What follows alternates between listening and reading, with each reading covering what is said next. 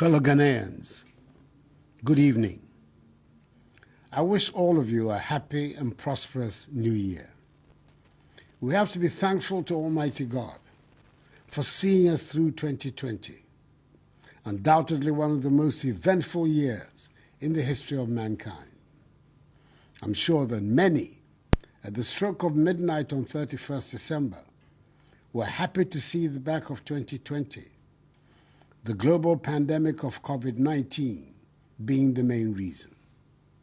Unfortunately, COVID-19 is still with us, and that is why I've come into your homes for the 21st time to provide you with further updates on the decisions taken by government to try and bring our lives safely back to normal and achieve our ultimate goal of zero active cases.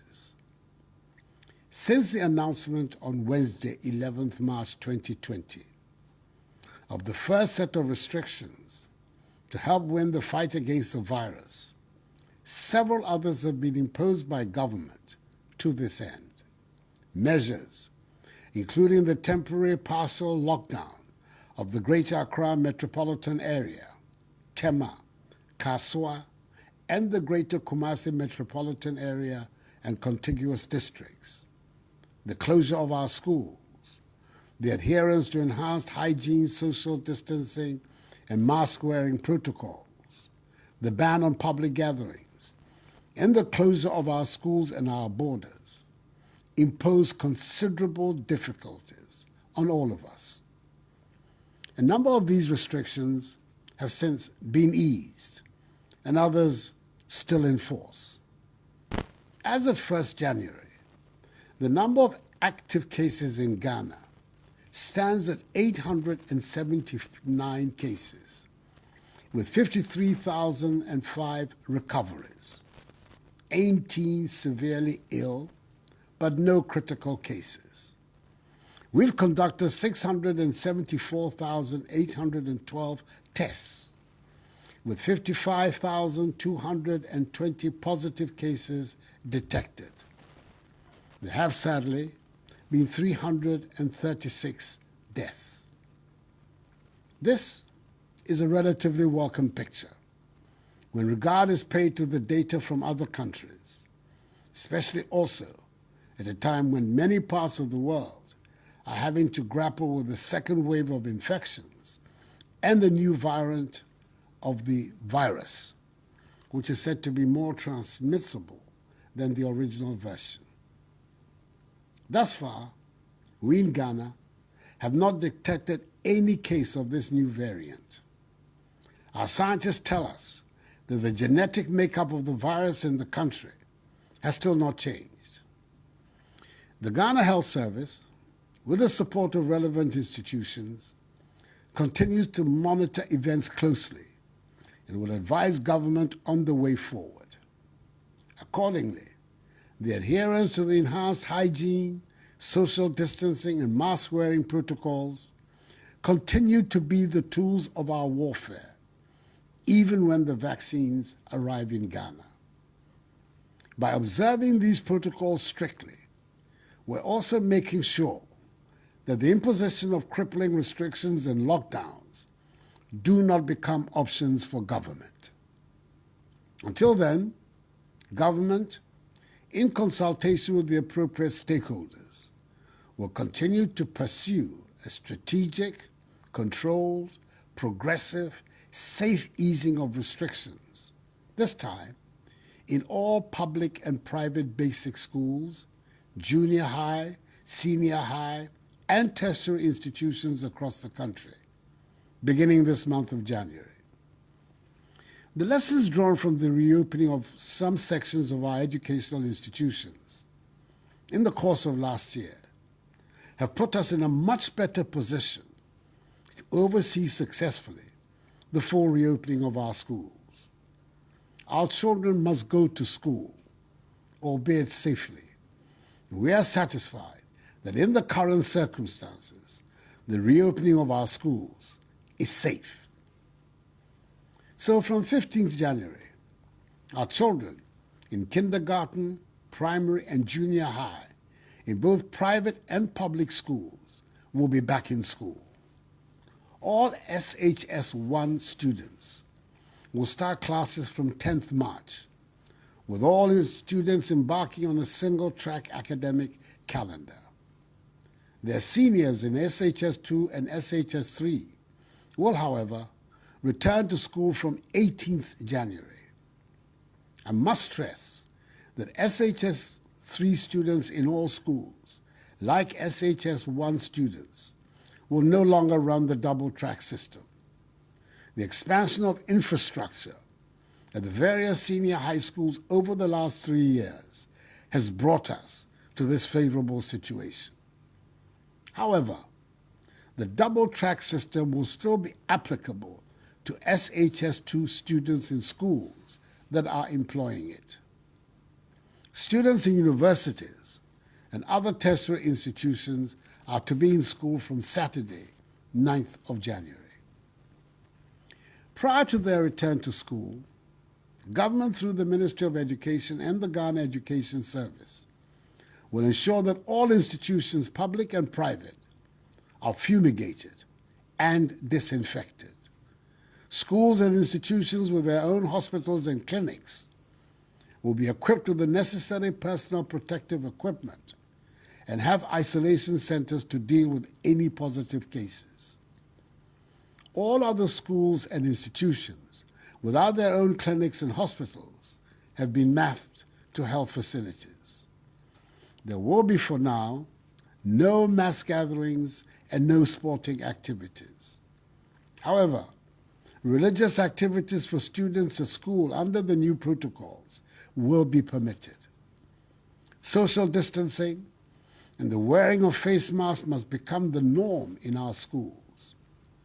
The requisite provisions have been made to ensure the students at all levels of the education ladder receive the minimum number of contact hours upon their return to school. To facilitate the safety of students, government through the Ministry of Education will provide face masks, Veronica buckets, hand sanitizers, liquid soap, rolls of tissue paper, and thermometer guns for the safe reopening of the schools. The Ministry of Information, the Ministry of Education, the Ghana Health Service, and the Ghana Education Service will, from Monday, 4th January, commence a series of sensitization campaigns to help prepare, inform, and educate guardians, students, and the public on further modalities associated with the reopenings. I want to use this address to assure all parents and guardians the government is determined to protect the lives of all students, teachers, and non-teaching staff who will be returning to school from tomorrow. It bears repeating that every one of them must adhere strictly to the protocols to protect themselves and others. Fellow Ghanaians, it has been well established that the very first cases of COVID-19 in Ghana were imported into our shores. Limiting importation of cases has thus been one of our main objectives since the outbreak of the disease in the country. We in Ghana have always been concerned about variant strains of the virus coming into the country. That is why when we opened our international airport on 1st September, we introduced one of the strictest testing regimes in the world, a 2-tier testing system, which indicated that all passengers arriving at Kotoka must be in possession of a negative PCR test result upon their arrival in Ghana, a test which should have been conducted not more than 72 hours before the scheduled departure from the country of origin. In addition to this, all passengers were to be subjected to a mandatory COVID test. As of 1st January 2021, a total of 712 positive cases out of 118,278 tests conducted have been recorded among international arrivals at the Kotoka International Airport. Indeed, the month of December alone recorded 387 cases. The positivity rate among international arrivals rose from 0.26% in September to 0.93% in December. These developments call for strengthening of the existing protocols to prevent the spread of the disease in Ghana in light of the new variant of the virus. Therefore, the following measures will be implemented in addition to existing guidelines on international travel for COVID-19 in Ghana. 1.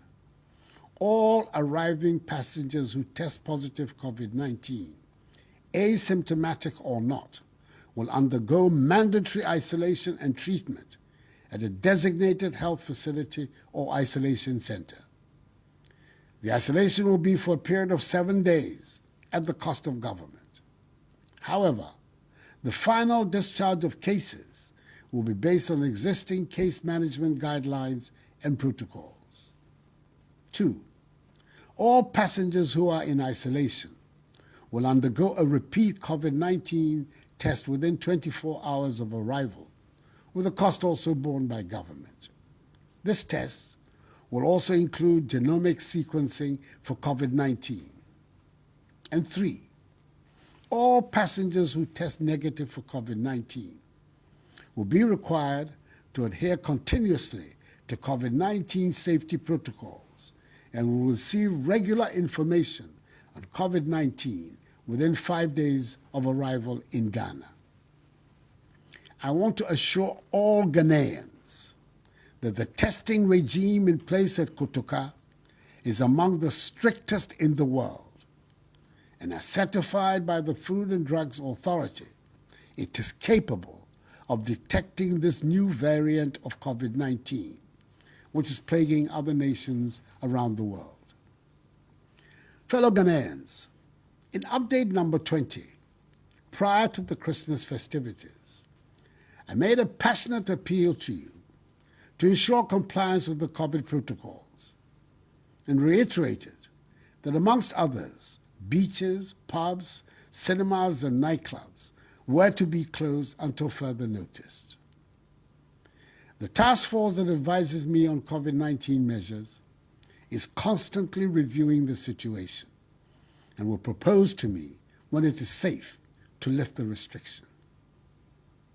You will recall that in our quest to help shield you from the effects of the virus, government took the decision to provide relief to Ghanaians, which included the absorption of electricity and water bills. This relief package ended in December.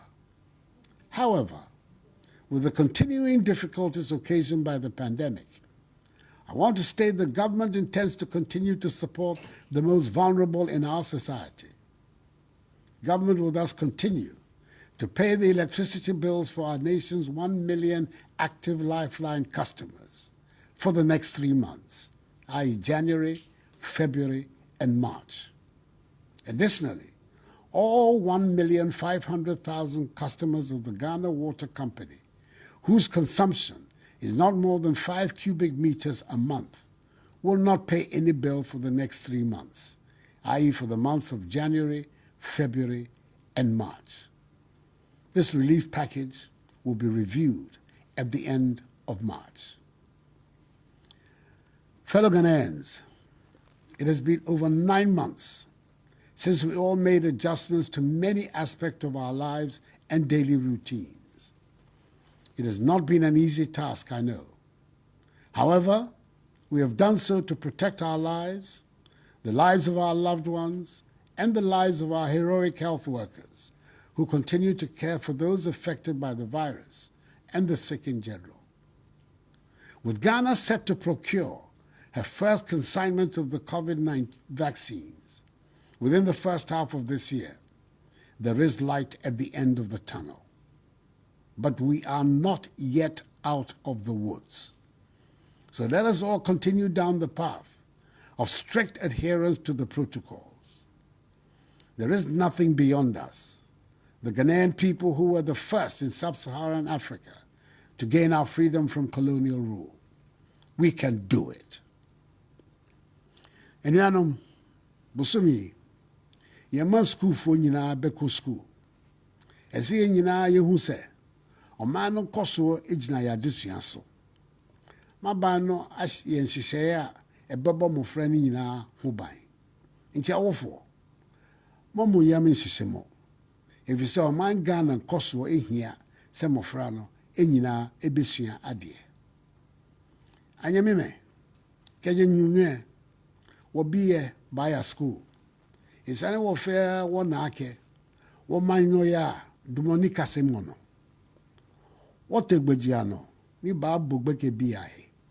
No ɛwɔ follow yɛka nyɛ musu ahyanye. Ejake Ghana no ya hia bɛkɛ biyɛ fɛ akasani. It has been my responsibility to come to your homes with these updates on 21 occasions. And certainly, it has been an honor and an absolute privilege to have served you as your president these past 4 years. I look forward to delivering on the mandate you have entrusted to me and my government for the next 4 years. And together, we shall defeat COVID and steer this beloved country of ours back onto the path of progress and prosperity. This too shall pass, for the battle is still the Lord's.